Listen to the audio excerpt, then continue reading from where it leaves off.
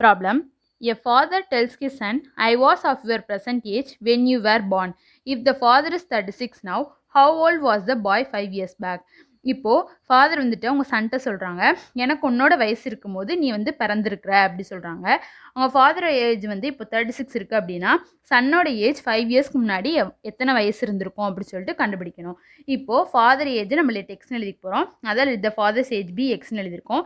சன்னோட ஏஜை ஒய்ன்னு எழுதிக்க போகிறோம். அதான் த சன்ஸ் ஏஜ் பி ஒய்ன்னு எழுதியிருக்கோம். இப்போது ஃபாதரோட ஏஜ்லேருந்து சன்னோட ப்ரெசன்டேஜை சப்ராக்ட் பண்ணோம் அப்படின்னா ஃபாதர்ஸோட அப்போ அவரோட ஏஜ் வந்து சன்னோட ப்ரெசன்டேஜ் இப்போ உள்ளது தானே, அதை ஈக்குவல் டு ஒய்ன்னு எழுதியிருக்கோம்.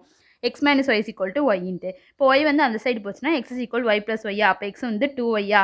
இப்போது எக்ஸ் வந்து ஃபாதரோட ஏஜ் என்னது 36 தான் கொடுத்துருக்காங்களா, ஃபாதரோட ஏஜ் எக்ஸ் தான் இருக்கும். அப்போ எக்ஸ் ஈக்குவல் 36 இப்போது இதில் சப்ஸ்டியூட் பண்ண போகிறோம். 2y ஈக்குவல் 36 அப்போ அதை கேன்சல் பண்ணால் ஒய் வந்து 18 கிடைக்குதா. சன்னோட ப்ரெசன்ட் ஏஜ் வந்து 18 இயர்ஸ். இப்போது சன்னோட ஏஜ் வந்து 5 இயர்ஸ்க்கு முன்னாடி என்னதுன்னு சொல்லிட்டு தானே கண்டுபிடிக்கணும்.